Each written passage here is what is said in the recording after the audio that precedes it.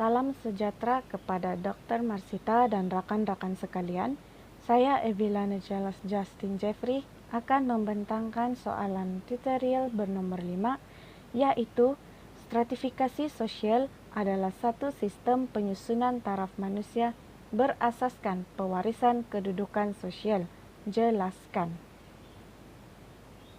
Baiklah, secara umumnya, stratifikasi sosial ini berasal dari bahasa Latin yang tersusun dari kata stratum yang bermaksud lapisan, di mana ia lebih menjurus dengan adanya dua atau lebih kelompok yang berlapis dalam satu masyarakat, sebagai contoh dari segi kuasa, hak istimewa, dan lain-lain.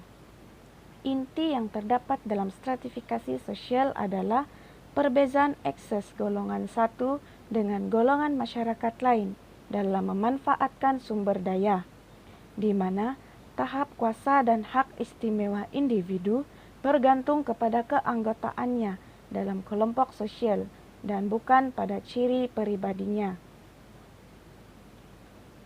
Seterusnya adalah dari segi konsep stratifikasi sosial, yaitu menurut Kamanto Sunarto, beliau mengatakan bahwa stratifikasi merupakan konsep yang melihat bagaimana anggota masyarakat dibezakan berdasarkan status yang dimilikinya. Manakala Bruce J. Cohen pula menempatkan setiap orang berdasarkan kualiti yang dimiliki untuk ditempatkan pada kelas sosial yang sesuai. Bagi Pitirin E. Sorokin pula, beliau mengatakan bahwa stratifikasi merupakan suatu ciri khas yang tetap pada setiap kelompok sosial yang berjalan teratur, di mana ia juga mengatakan bahwa stratifikasi sosial ini merupakan perbezaan penduduk atau masyarakat ke dalam kelas-kelas dengan skala bertingkat. Yang seterusnya adalah Amir Hassan Dawi 2009. Beliau mengatakan bahwa stratifikasi adalah susun lapis secara hierarki di mana struktur masyarakat yang menunjukkan perbezaan antara individu atau kumpulan. Ianya berpunca daripada sesuatu yang dihargai dalam masyarakat. Contohnya, selagi ada penghargaan yang diberikan, maka stratifikasi sosial itu tetap ada. Bagi orang yang mempunyai ekonomi yang kukuh, mereka akan menyokong stratifikasi sosial. Manakala bagi orang yang miskin, mereka mahu sistem tersebut berubah. Seterusnya adalah dari segi faktor-faktor yang mempengaruhi stratifikasi sosial dalam sistem penyusunan taraf manusia, perwarisan kedudukan sosial dari aspek pertama, yaitu jantina atau gender. Jantina atau gender ini adalah di mana masing-masing mempunyai peranan tertentu sejak lahir dan juga pada pencapaian sesuatu tahap. Sebagai contoh, jika perempuan secara biologikalnya harus melahirkan anak, manakala lelaki pula dipertanggungjawabkan untuk menjaga keluarga. Yang kedua pula adalah dari aspek umur, di mana status yang ditentukan berdasarkan umur akan memainkan peranan dan tanggung jawabnya melalui peringkat kehidupan. Ia bukan semata-mata bergantung sepenuhnya kepada perkembangan fizikal, tetapi juga berkaitan dengan nilai, tingkah laku, dan kematangan. Seterusnya dari aspek status bangsa, di mana ia wujud secara semula jadi dan ianya tidak boleh diubah. Sebagai contoh, status sebagai kaum sama ada Melayu, Cina, India, Iban, dan lain-lain adalah status sosial yang terbentuk daripada status warisan. Yang keempat pula adalah dari aspek institusi ekonomi. Menurut Karl Marx 1969, ekonomi membentuk dua golongan masyarakat, yaitu golongan berkuasa seperti tuan tanah atau pelabur modal, di mana ia memainkan peranan penting dalam pengeluaran dan pengawalan terhadap pengeluaran. Golongan yang kedua pula adalah golongan pekerja yang dirujuk sebagai golongan tidak berkuasa. Karl juga mengatakan bahwa kedudukan ekonomi yang akan menentukan struktur lapisan masyarakat. Dari aspek politik dan pentadbiran, Politik merupakan institusi sosial yang melibatkan kuasa dalam mengekalkan struktur sosial masyarakat. Menurut Talcott Parsons 1969, kuasa dan politik tidak dapat diasingkan karena kuasa adalah ciri utama dalam politik.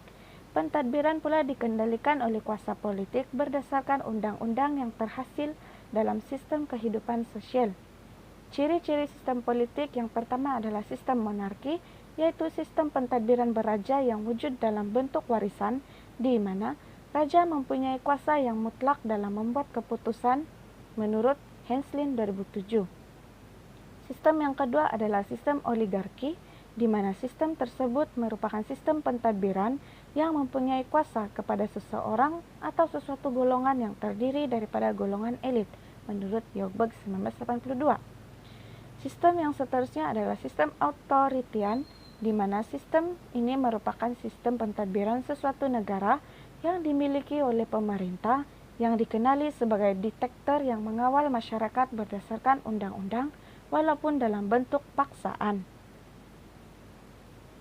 Sistem seterusnya adalah sistem totalitarian, di mana dalam sistem politik totalitarian, kuasa pentadbiran sepenuhnya adalah dikawal oleh pemerintah dan rakyat sama sekali tidak boleh membuat keputusan.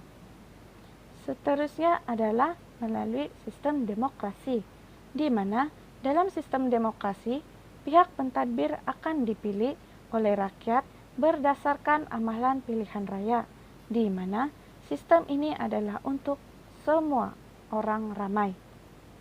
Aspek yang terakhir adalah dari aspek pekerjaan, di mana dari aspek pekerjaan yang dilakukan menentukan kedudukan status sosial seseorang individu menurut Rohana Yusuf 2010. Sebagai contoh, penghormatan, keutamaan, dan kepentingan yang diberikan kepada seseorang dokter dan pemandu lori dalam institusi sosial adalah berbeza, menurut Stephen Vago 2004. Apa yang dapat disimpulkan di sini adalah stratifikasi sosial ini kita boleh katakan sebagai suatu keadaan yang wujud pada semua masyarakat dalam bentuk kecil maupun dalam bentuk besar. Stratifikasi sosial ini akan terbentuk daripada perwatakan yang berbeza dalam kalangan masyarakat yang terbentuk melalui dua, yaitu peranan dan tugasan yang berbeza yang akan dilakukan oleh individu tersebut. Dan peranan dan tugasan ini yang akan berhubung dengan sesuatu aliran tertentu juga akan menentukan kewujudan perbezaan dalam kalangan masyarakat, menurut Sensad 1971. Oleh yang demikian, stratifikasi sosial memang wujud dalam setiap masyarakat. Untuk memahami kepentingan kelas sosial, kita perlulah mengetahui tentang stratifikasi sosial dan dimensi-dimensinya. Justru, pendidikan merupakan salah satu elemen yang sangat penting bagi seseorang untuk memajukan diri mereka dan meningkatkan keupayaan bagi mencapai kehidupan yang lebih baik pada zaman modern ini. Berikut merupakan senarai rujukan yang telah saya gunakan sepanjang saya membuat slide tersebut. Sekian saja dari saya. Terima kasih.